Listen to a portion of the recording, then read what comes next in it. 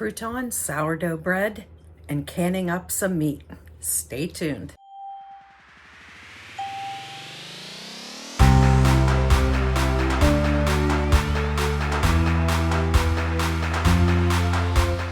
Good morning, friends. It's Carrie from Carrie's Culinary Crafts, and if you're new, welcome. I hope you'll stick around.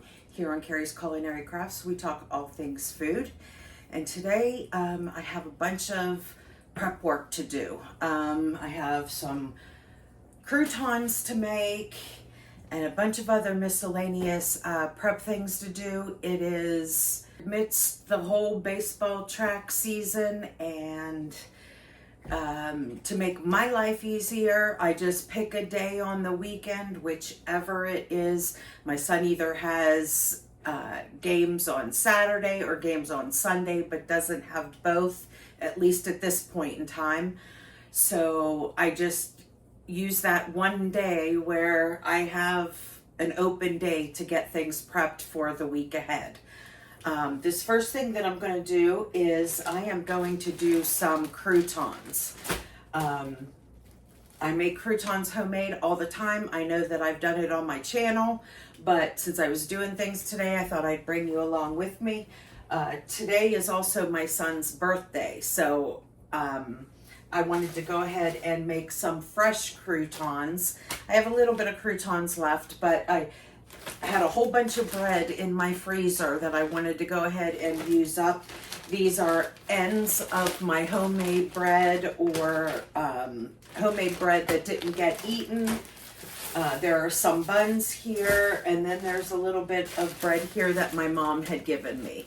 So I am going to go ahead and make some fresh croutons because for my son's birthday today, he wanted pizza, and then we got him an ice cream cake from Dairy Queen. He wanted a Reese's peanut butter blizzard cake. So got him that, and I'll be ordering the pizza, and then I thought I would make a big Caesar salad to go with the pizza today.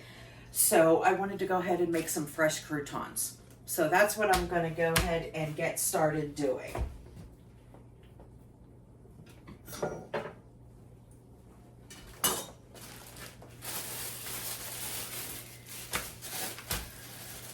Now when I make croutons, what I do is when I have ends and leftover bread or buns or anything like that, I just go ahead and put them in a bag and stick them in the freezer. And I keep adding to that bag till I have several bags or one big bag of bread left that I can do a whole sheet pan of croutons. And then that way that they last us a while. We have salads every day, so they are pretty much used every day. And they will last, I mean, croutons, as long as you don't put any dairy on them, like cheese, they will last a good 6 months if you keep them sealed without, like air, like in a Ziploc bag or something like that. But they never last that long in our house because we have salads every day. So, and it's just so easy to make croutons that once I made them, I never bought them again. I can't even tell you how many years it's been since I bought croutons. And it's super easy. You just cut them into the size of cubes you like. We like the bigger cubes, kind of like this. Not quite an inch, but pretty close to it. But if you want like the smaller cubes, then go ahead and cut it smaller. We just prefer the bigger cubes. So I'm just going to cut them into cubes and stick them in my big bowl here.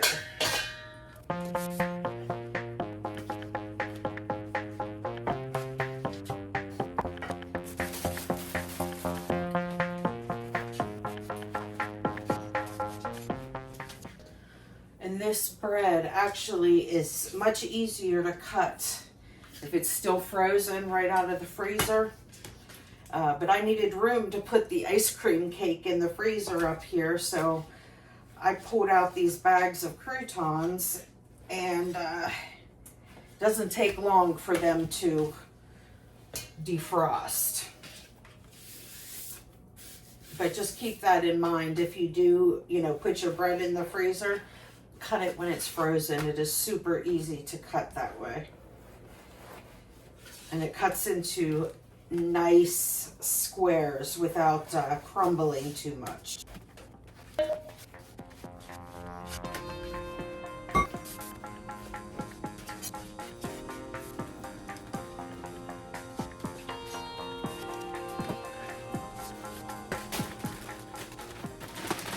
Now this bag that had bread in it, this freezer bag, I'm just going to go ahead and save this, and I'll put croutons in it.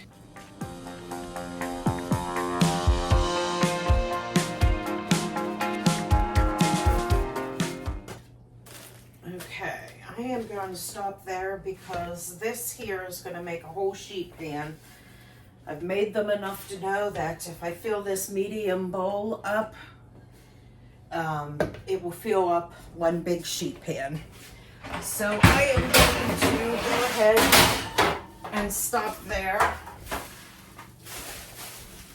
And I'm going to go ahead and put my oven on.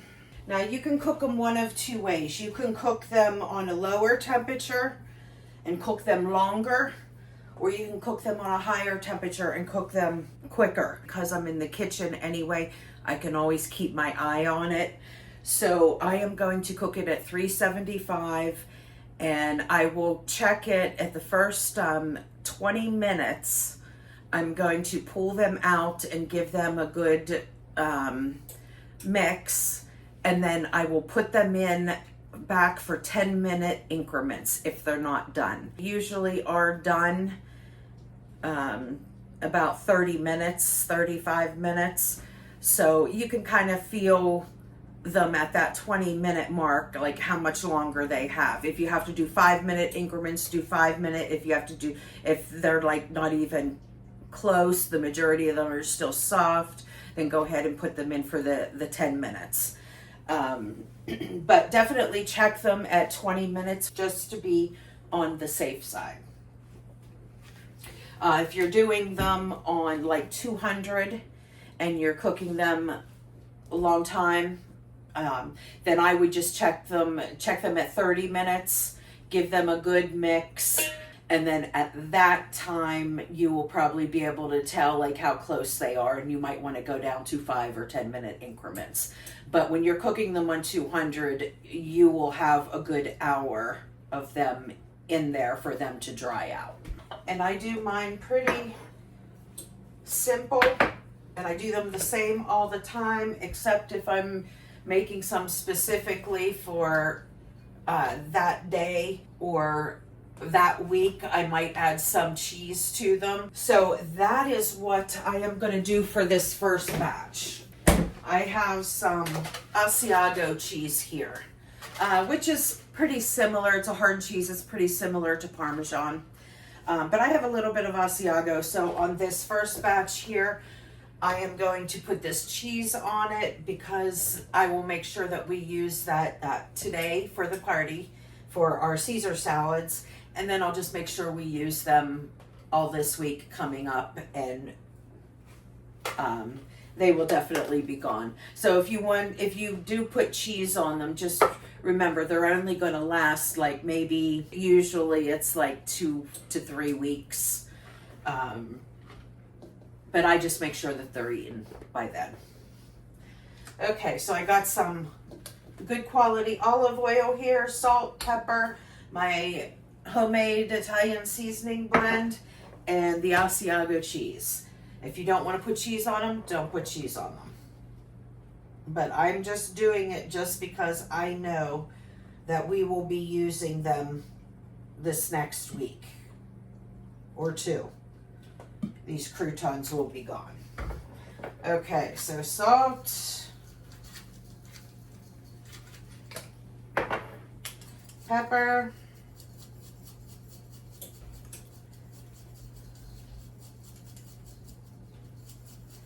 got a lot of croutons here, so you want to season them really good. Italian seasoning, and my Asiago cheese.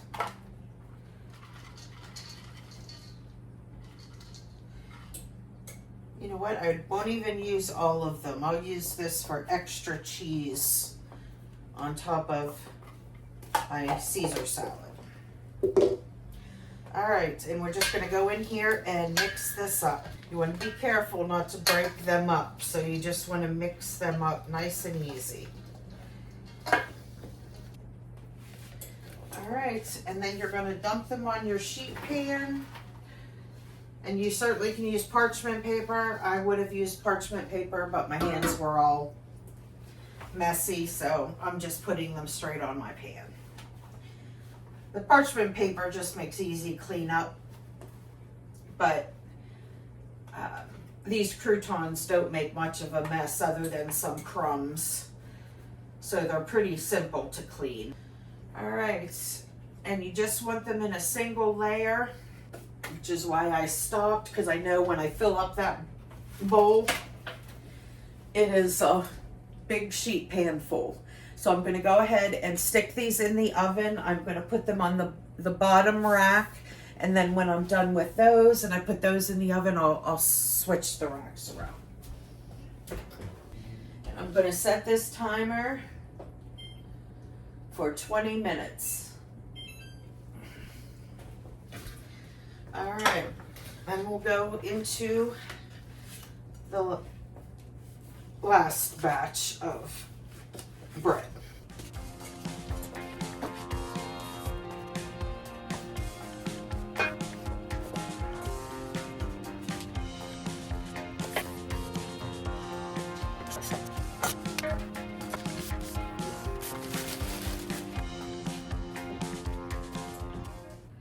Bread that my mom gave me is still kind of fresh, but already started the process.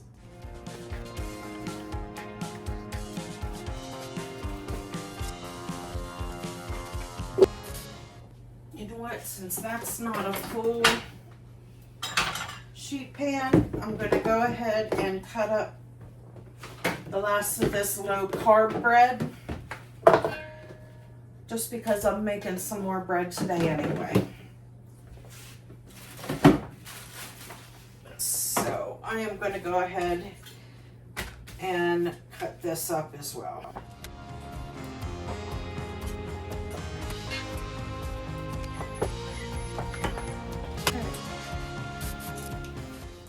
And we're going to do the same to this, but I'm not going to add any cheese. Drizzle with some olive oil.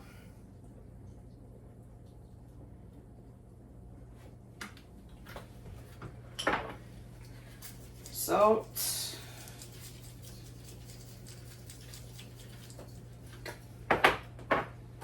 pepper,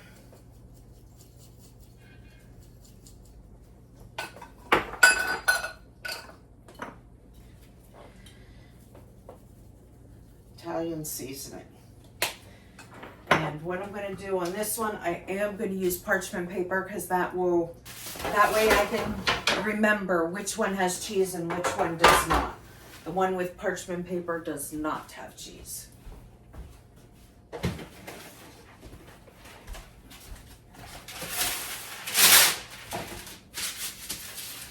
Okay, and we'll give this a little mix.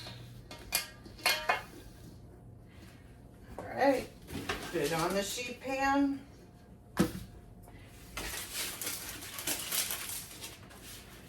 Layer it in one layer, and you really want to do one layer because you want them all to finish at the same time.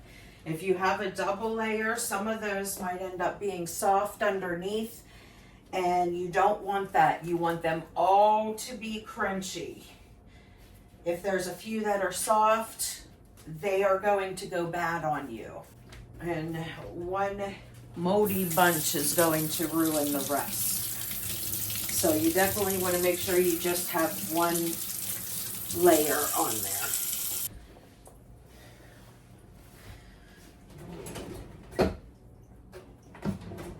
Okay, now I'm going to pull out the other one because it's been almost 10 minutes So I'm just going to pull that one out and put it on the top shelf, and then put this one on the bottom. Yep, they're already getting hard on the outside.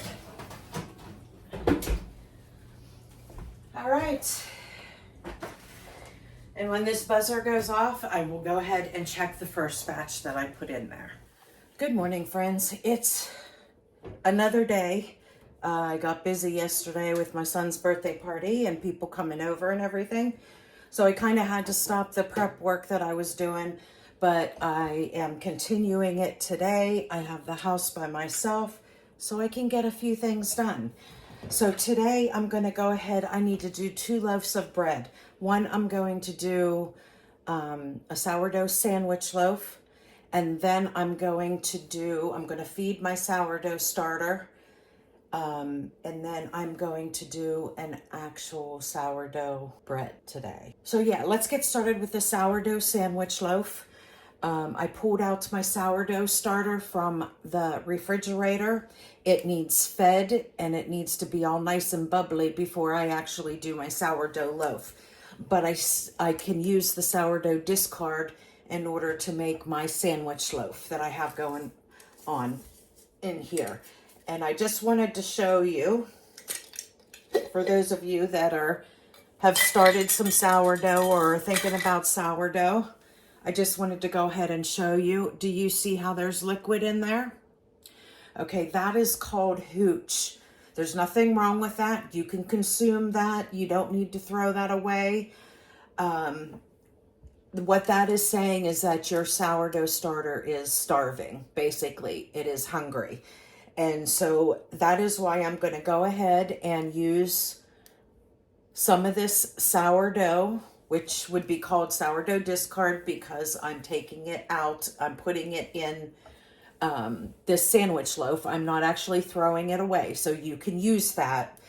But I need to get rid of the majority of this in order to feed it again. If I wanted to go ahead and feed this now, I would have to put so much water, so much flour in it that it would just bubble up and over. Like, you only want a little bit of sourdough. So I need to get rid of the majority of this. And like I said, I'm not going to throw it away. I'm just going to put it in my sandwich loaf, and it will get all the sourdough benefits into that sandwich loaf. So, you know what? Let me put the warm water in. I have some warm water here. So I'm going to go ahead and put that in. And then I'm going to go ahead and put almost all of my sourdough starter in there. I'm just going to leave a little bit on the bottom. And I don't care if that hooch gets in there. That is fine. And then there's just a little bit of sourdough starter in there. And I'm going to go ahead and put this in a new jar when I feed it, just because this has been in here for about a week. You see how there's just a little bit down the bottom? That's all you need to continue on with your sourdough. So, okay, I have the water in there. I have the sourdough in there. I'm going to go ahead and put some honey in there, about 2 tablespoons, give or take. This is going to be like a sourdough honey wheat loaf. Getting to the bottom of this jar, so it's coming out very, very slow. Okay, I will stop it at that.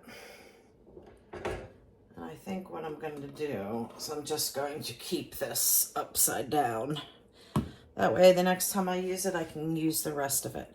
Okay, I have 2 cups of bread flour here. And I'm going to add 2 cups of wheat flour. Okay, and we got 2 cups of wheat flour. I'm going to go ahead and put a teaspoon of salt.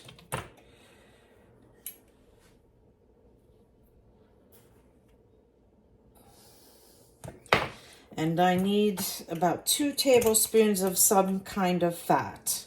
Whatever you'd like to put in. You can put in lard, you can put in butter, you can put in oil, whatever you'd like. I'm going to grab some butter. Okay, I got 2 tablespoons of melted butter here. And you don't have to melt it. If it's soft, it'll be fine. You just don't want it cold out of the refrigerator or freezer. So, and that's it. I'm going to go ahead and shut this lid, and I'm going to put it on the dough cycle so it'll do the kneading and the first rise.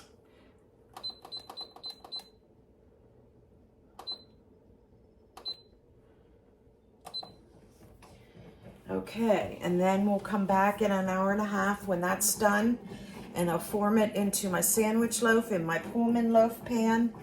And then we will, if my starter is ready, then I will get ready and do up a sourdough loaf. But I'm going to go ahead and feed my sourdough. In fact, I will just do it right here. I am going to need to measure out, I'm going to measure out 100 grams of warm water, and then 100 grams of, I am going to use a rye flour in this. So I am going to go ahead and go measure those items. 100 grams of water, 100 grams of rye flour. Okay, that water is just a little bit hot. So let me, I'm gonna take a new jar and I'm going to put this sourdough starter in it. Okay.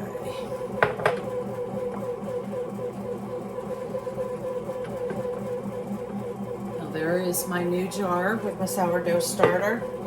Now I'm going to go ahead, I'm going to put my flour in first because that water is a little hot.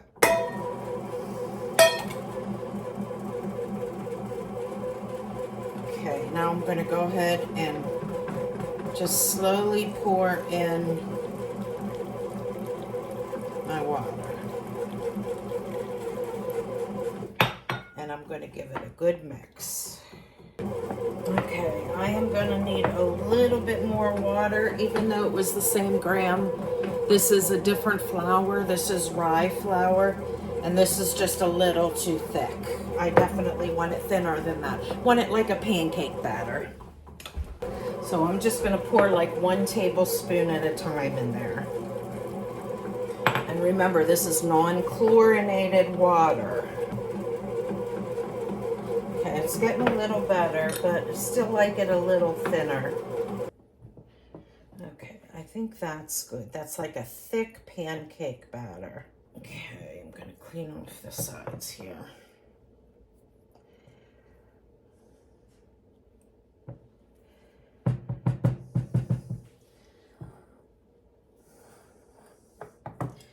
All right. Now I'm gonna take my rubber band off of this and I'm going to put it on this right where the line is, where the starter is. Okay, just like that. Now I'm going to go ahead and put this in the oven with my light on. We had a beautiful day yesterday, 78 degrees, and today it's 42. That's living in Pennsylvania for you. So I am going to go ahead and put my lid on this, and I am going to stick it in the oven with the light on, and I am going to check it every once in a while until it's at least doubled in size. Once it's doubled in size, then it'll be ready to do my sourdough loaf of bread. And I know that this will probably take like 2 to 3 hours, but I will bring you back and show you whenever it doubles in size. Okay, and here is my sourdough sandwich loaf that I made. And I'm going to go ahead and drizzle some melted butter on the top.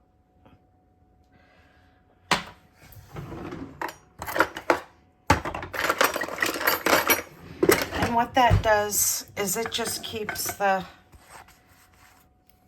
top nice and soft. Because this is a sandwich loaf, you don't want the top to be like all crunchy. So that is the reason why you put the butter on right after it comes out of the oven. That way it will remain nice and soft. So you have a real nice soft bread for making sandwiches.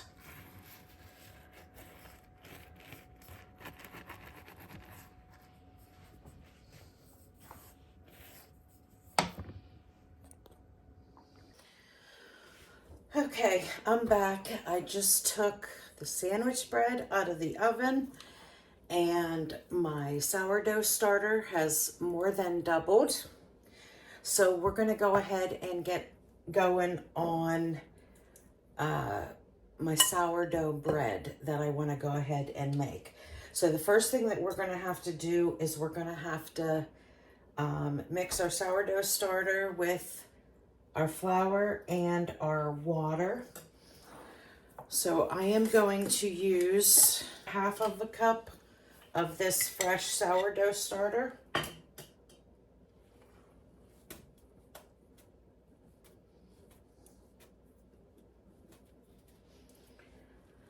Okay. It's all nice and bubbly. And I have 350 grams of warm water, not hot, warm water. So I'm going to go ahead and dump that in. And then I have 500 grams of flour. And I have mixed flour here. I have whole wheat flour, and I have all-purpose flour. And I'm just going to go ahead and mix up this water and the sourdough starter just to break it up a little bit. And then I'm going to go ahead and add in my flour. And I'm just going to mix this till it comes together. Now that this has come together, I'm going to go ahead and I am going to cover it with a towel, and I'm going to let it rest for about half an hour.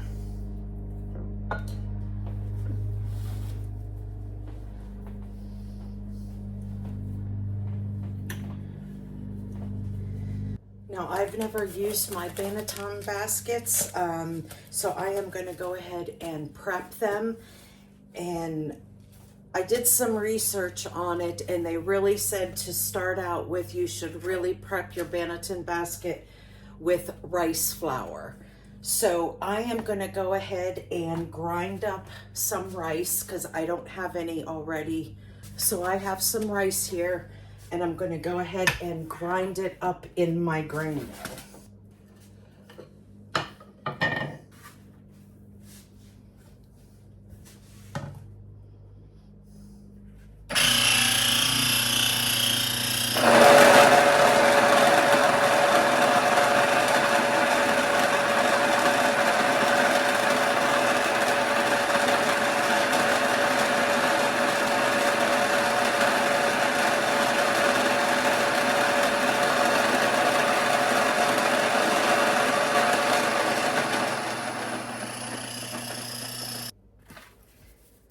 Okay, so I ground up some rice flour here. I did it on a really fine grind, and I'm just going to put a little bit in my basket.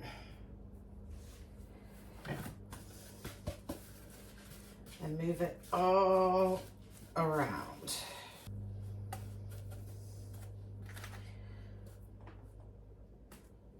I'm going to do this a couple times and rub it into the linen a little bit. Dust out the excess.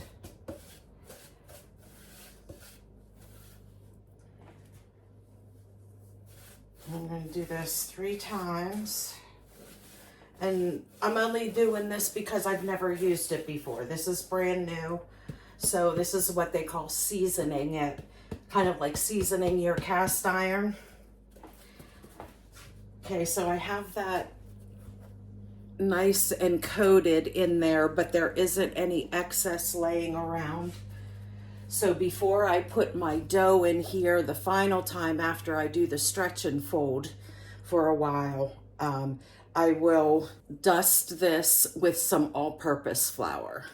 Okay, so that's all I need to do for that for right now. And I still have another 20 minutes or so that I'm waiting on this dough to rest a little bit, and then we'll go ahead and give it its first stretch and fold. Okay, it's been about half hour, 45 minutes, and I'm gonna go ahead and turn my dough out. I need my dough scraper, because right now, working with a very sticky dough.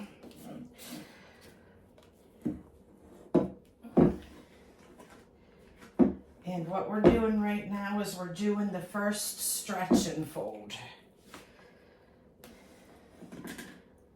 which means I got a good floured surface here. You want to flour your hands because this is a sticky dough.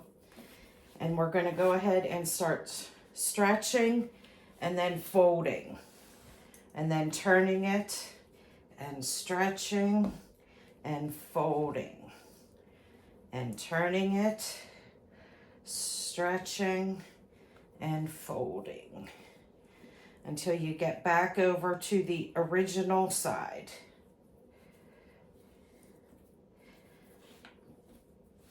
Okay. And then I'm just rolling it between my fingers into a ball. And I'm going to stick it back in this bowl here, and I'm gonna cover it with a towel for another 30 minutes. Okay, timer went off again for the next stretch and fold. Look at that dough, it's already looking totally different than it did the last time. So we're just going to do the same thing. Stretch and fold. Turn it a corner. Stretch and fold. It is already feeling a lot different. Stretch and fold. And the last side. Stretch and fold. Now these stretch and folds are what will make those really big bubbles that you see in your sourdough bread. So this is a step that you definitely don't want to mix. If you just are looking for a basic bread, then sure, go ahead. But if you're looking for like that traditional sourdough loaf that has those nice big holes in it, you need to make sure that you do this step, the stretching and folding, because that is what gives you those real nice air bubble holes in your sourdough. All right, so there was the next one. And I am going to do this 2 more times before I leave it rest for like 10 to 12 hours. I'll be doing it overnight. So I'm going to come back in another half hour. I'm going to do the stretch and fold. Then I'm going to do it 1 more time. And then I will be sticking it in the bowl and letting it sit on the counter all night long until tomorrow, whenever to go ahead and bake our first sourdough loaf. Okay, my dough has rested overnight, and I got my Banneton basket here, which I prepared yesterday. And I am going to heavily use some all-purpose flour and put in the Banneton basket.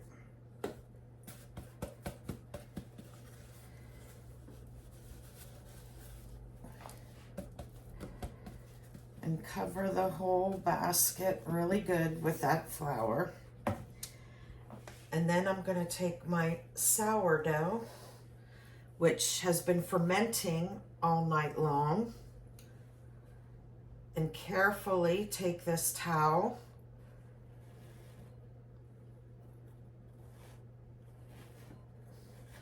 that wasn't very carefully because I just deflated my dough, but that's okay. We're going to now dump it out into our Banneton basket.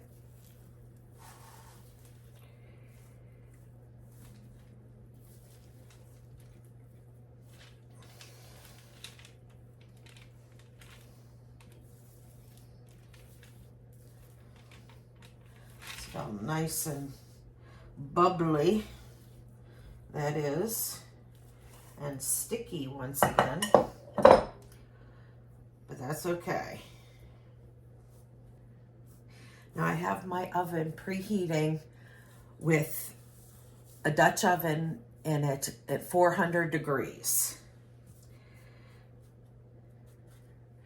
So I am going to heavily dust this with flour as well. And I'm going to cover this with a parchment paper, and I'm going to let this rest until my oven comes up to temperature. Now, once it comes up to 400 degrees, I'm going to pull my Dutch oven out, which will be very hot, and I'm going to flip this upside down, and I'm going to score the top of it, and then I'm going to put this into the Dutch oven. And I will bake it in the Dutch oven for 20 minutes with the lid on.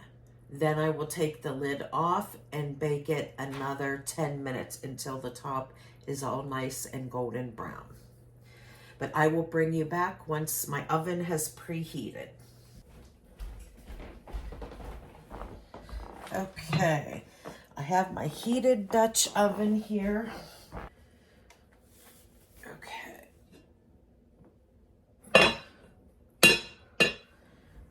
All right, now I'm going to take my loaf here, the parchment paper, and flip it upside down.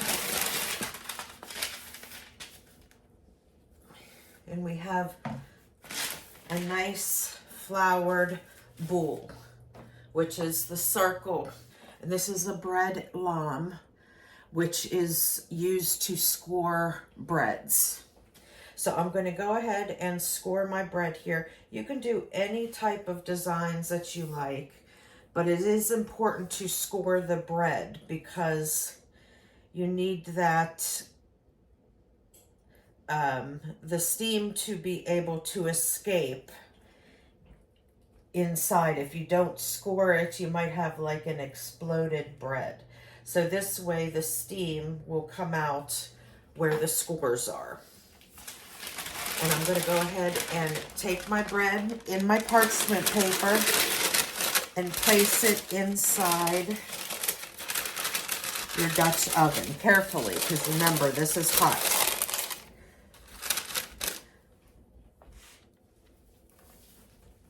And put your lid on top.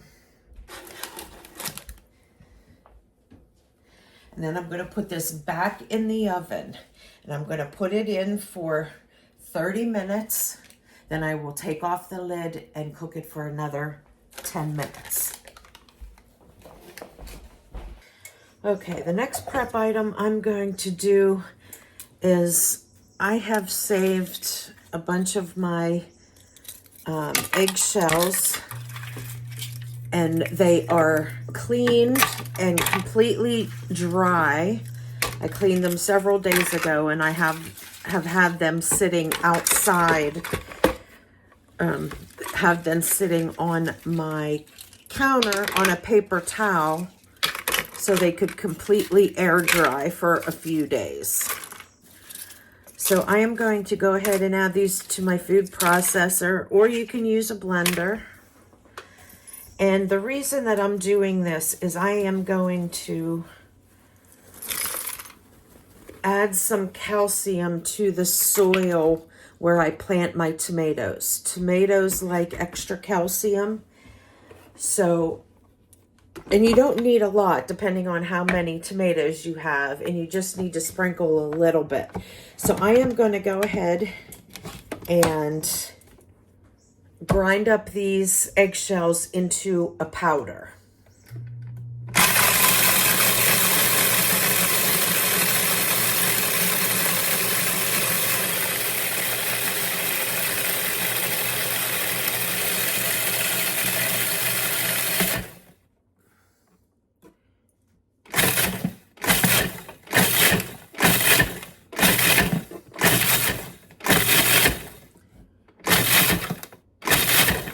Okay, now I have those pretty ground up.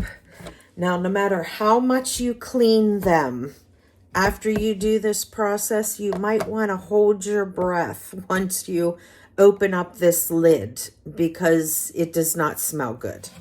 So I am going to go ahead and get my little bag ready. So when I open this up, I can dump it in super quick.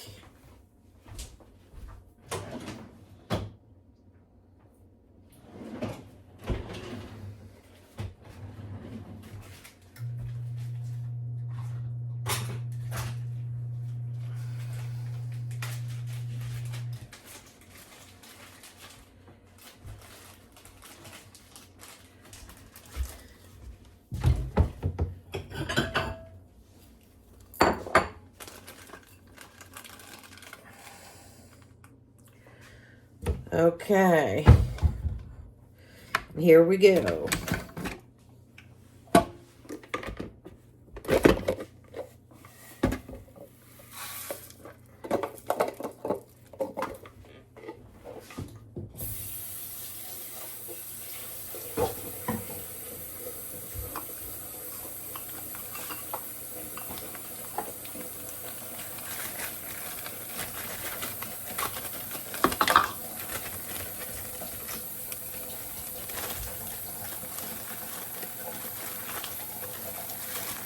Okay, and there we go. We have some nice calcium for our soil where we plant our tomatoes.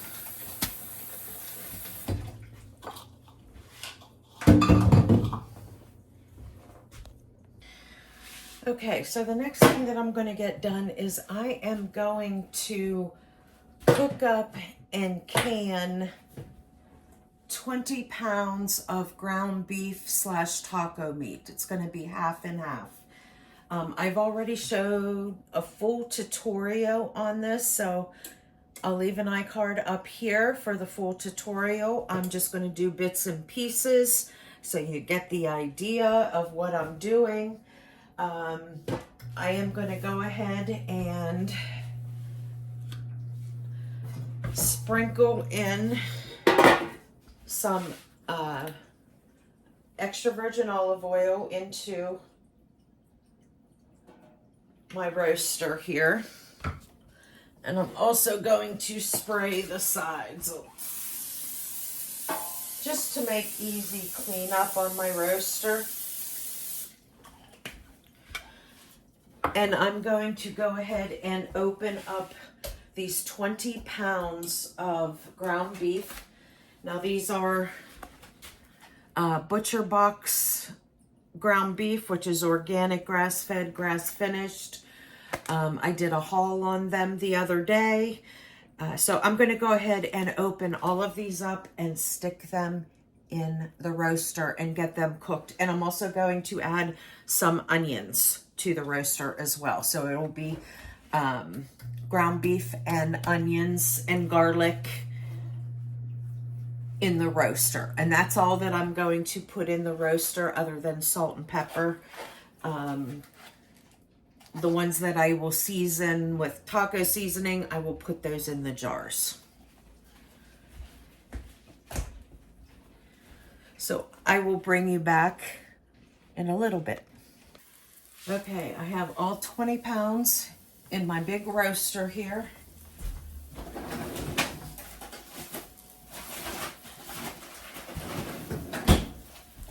And I am going to go ahead and add the rest of my diced onions that I have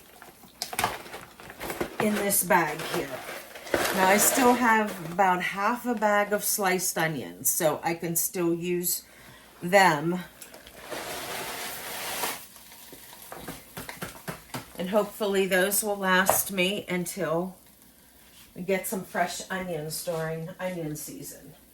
Okay, I will, you know what, I'm just going to let this go for a little bit.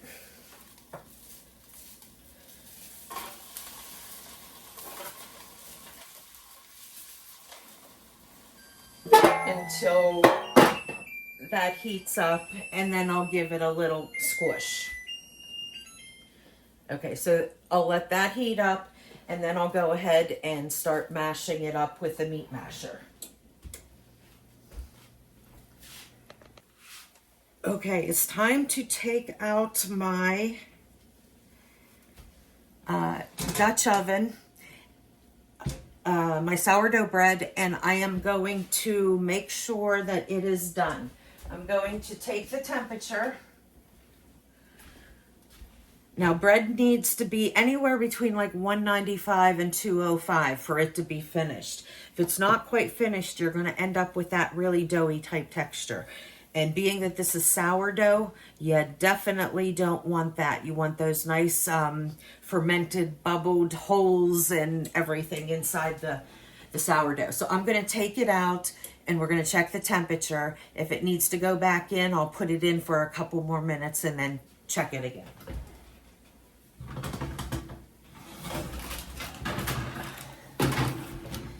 Okay, can you see that?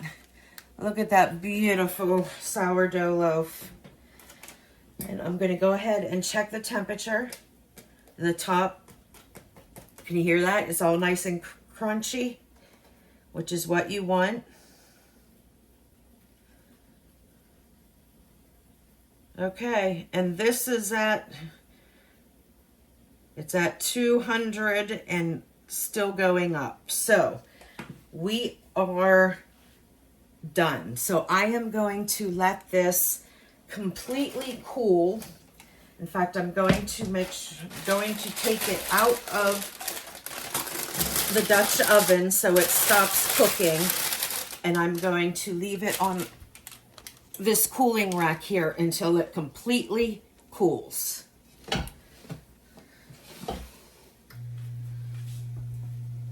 Look how beautiful. I am so happy with that.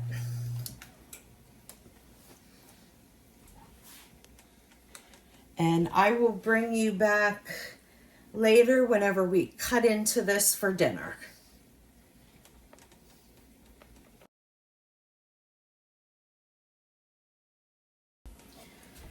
Okay, this has been going for about 10 minutes, so I'm going to go ahead and take off the lid and flip everything all around. As you can see with the lid on, it actually started to brown some of the top meat, so that is an indication it's time to flip, because you don't want your bottom to burn.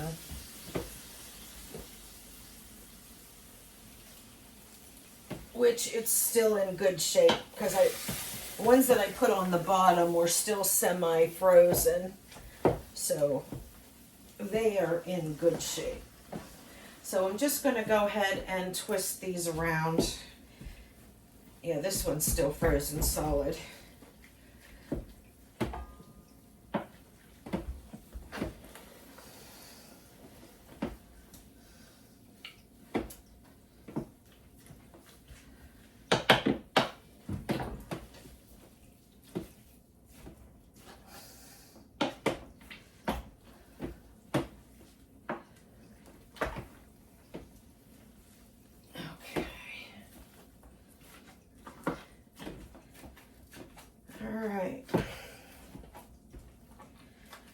to go ahead and put the lid back on.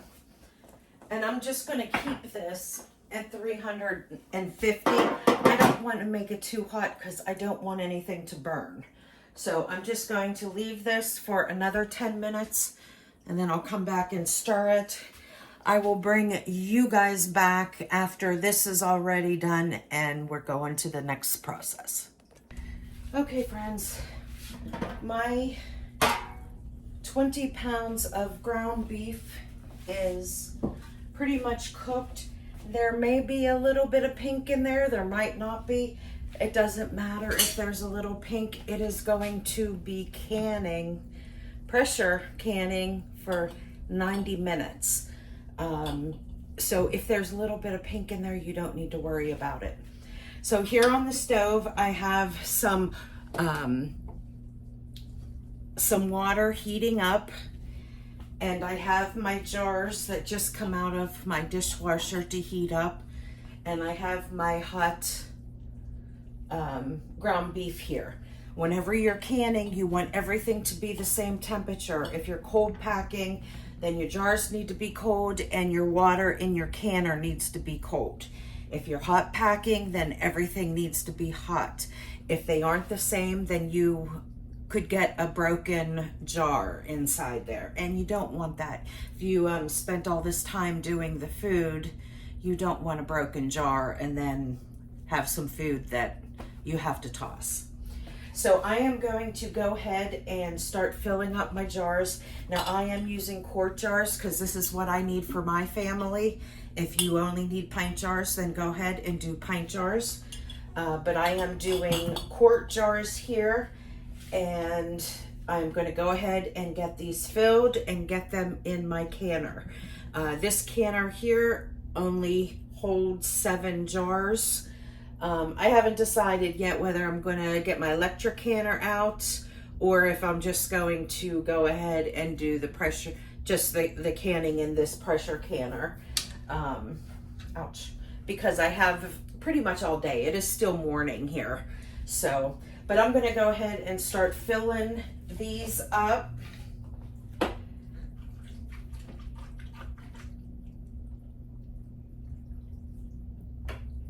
And I'm not too worried about getting any of the liquid in there at this point because I am just taking from the top. But when you start to get down below, you might want to use a slotted spoon so you're not getting all that fat. Now this ground beef is going to produce more fat and juices, so you really don't need to add anything.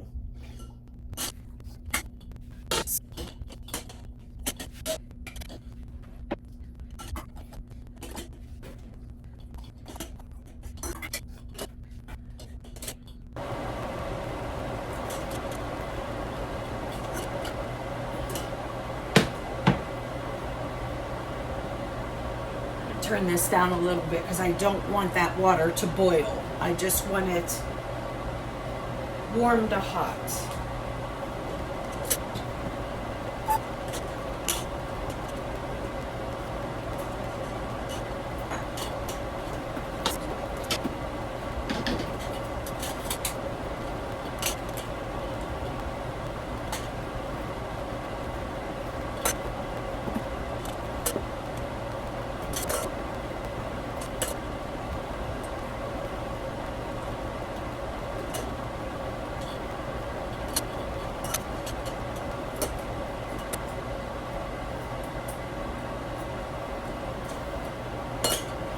And I just put 2 scoops of the liquid that's in this the roaster into each of these jars, just to give a little bit of liquid in there. You don't have to do it. I just like to do it because I don't want to waste that flavor. If you're using a really, really lean meat, if you wanted, you could use a little bit of broth, but don't fill it more than halfway. I would say like 1/3 to halfway, and stop at that point because your beef is going to produce more juices in it. think I have a couple that I might need to add a little bit more, because you want 1 inch headspace, so you want that meat to come right up to the bottom lip of this jar. See, I have a little bit of room there, and see my juices right here.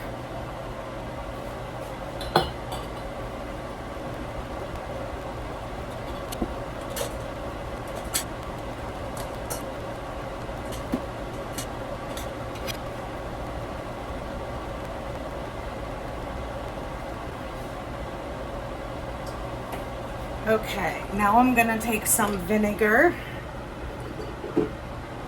and a paper towel, and I'm gonna wipe off these rims to make sure there's no grease or anything on those rims.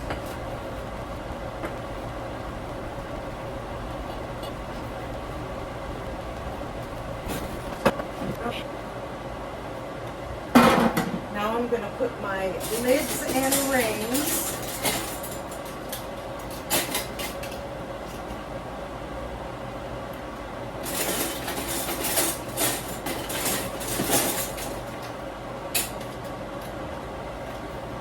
on my jars here.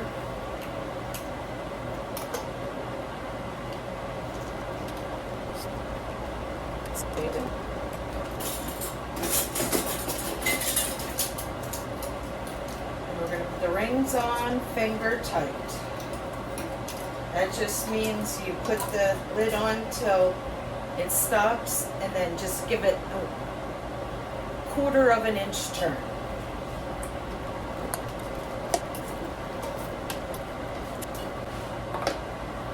Okay, there we go. And I have my lid here, and I had noticed the last time I used it that my ring is kind of like loose and it's old. It's not coming clean anymore. It's all stretched out. So I'm going to go ahead and replace it. Now these rings last a really long time. This is the first time that I'm replacing on this, so it lasts a really long time, and these are very affordable to purchase extra ones, and they're pretty much standard, so you don't have to really worry about, you know, the size. So I'm going to go ahead and stick in my new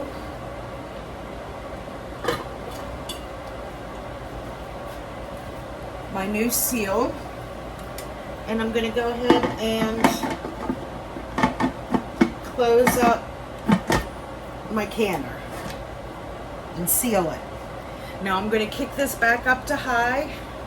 What I'm looking for is that straight shooting of steam, not just little bursts, a straight hard steam coming out here. Once that happens, I'll set my timer for 10 minutes. You need to do that in order to get the correct pressure inside your pressure canner. So I will set it for 10 minutes, and once that 10 minutes goes off, I will put my weighted gauge on top of there. And once that starts wiggling, then I will set my timer for 90 minutes. These are quarts of meat, so they have to go for 90 minutes. If you are doing pints, they will go, you need to put them on for 75 minutes. So I'm gonna let this go until we have the steady stream, set my timer for 10 minutes. Our first batch of ground beef is done. I have the second batch in the canner. So we got 12 more quarts on our pantry shelves. Okay friends, hope you enjoyed that. If you did, remember, hit that thumbs up button, hit that subscribe if you haven't already, and if you know somebody who would like to see this video, go ahead and share it. And that is a way that you guys can help me out with building up my channel. Until next time, friends, bye.